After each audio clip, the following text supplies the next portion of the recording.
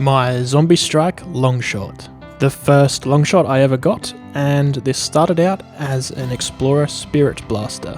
Since then it's had a brass breech in it, it's had an alpha kit in it, and now finally it's back to Xplorer.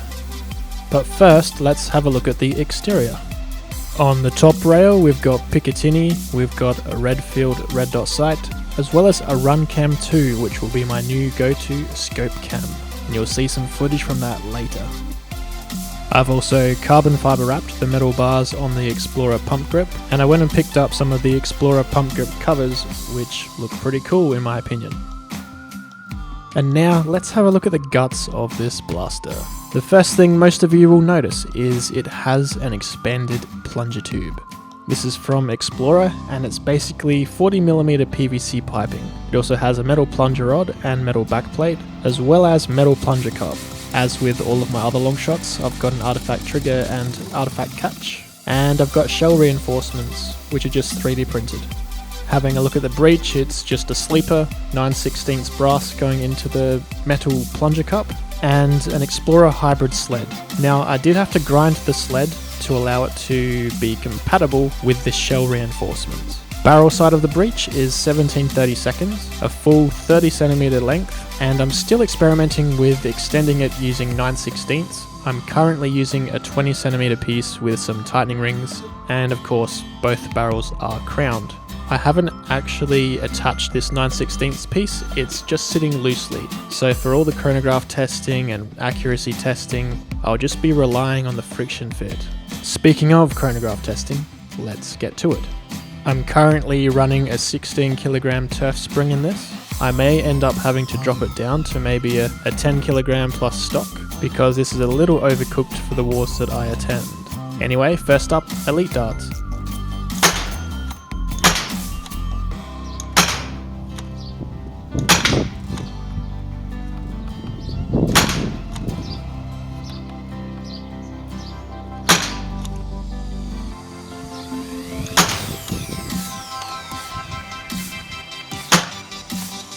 With the elite darts, we got a high of 317 and a low of 285. I'll now crony some FVJ version 5 dart.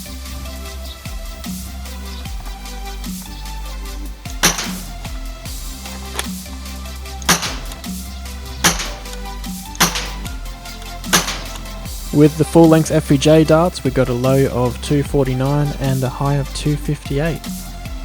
I'll now crony some prototype ACC darts cut down to 36mm.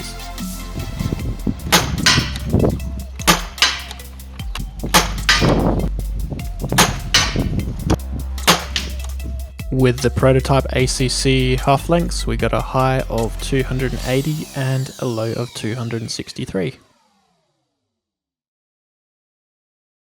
In this next part, I will attempt to test accuracy. I haven't quite finished fine-tuning the barrel length yet, and the barrel's not even secured yet. It's just sitting on the end of the 17/32.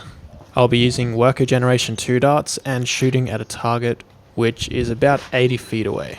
So that you can see where I'm aiming, I'll be using the Run Cam 2 as a scope cam. I hope this footage gives some kind of idea as to what accuracy I have with it now, and once I've got the barrel completed, you'll be able to see the accuracy of this in a war.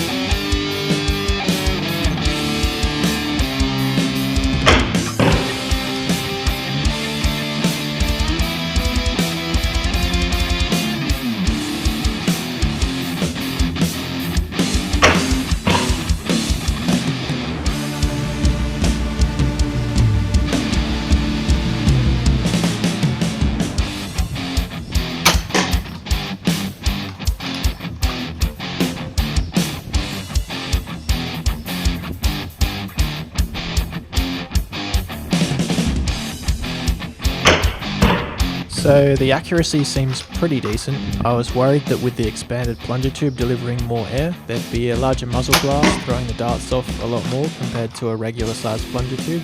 Doesn't seem to be the case with the longer barrel. However, we did still get a dart which was pretty low.